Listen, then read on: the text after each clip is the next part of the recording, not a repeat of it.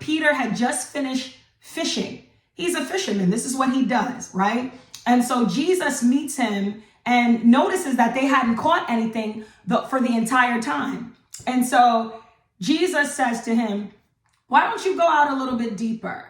Why don't you try a different way, right? It's just like Jesus to meet us in a familiar place and ask us to do something beyond our understanding, right? So that we can achieve exceedingly abundantly above all that we could ask, think, or imagine, right? And so if you know the story, you know that Peter, being a master fisherman, he responds to Jesus. And thank God, God allows us to respond to his instructions, right? Even though I'm sure he prefers we just obey.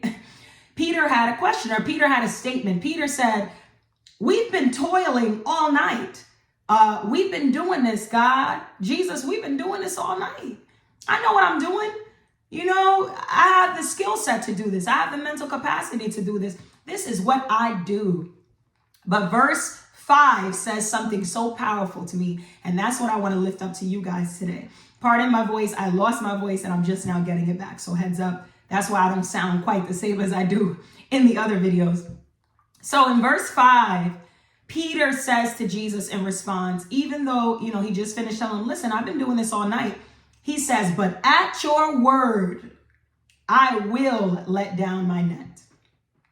And I just want to cut out these words for us to pay attention to. But at your word, I will. God, you're asking me to do something that makes no sense to my mind.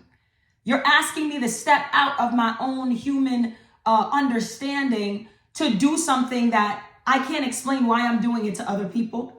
It makes no sense to me. It doesn't seem right. I didn't read it in a book. It doesn't seem legitimate, but I know I heard you tell me to do this thing, God. Go out a little bit deeper. Try again.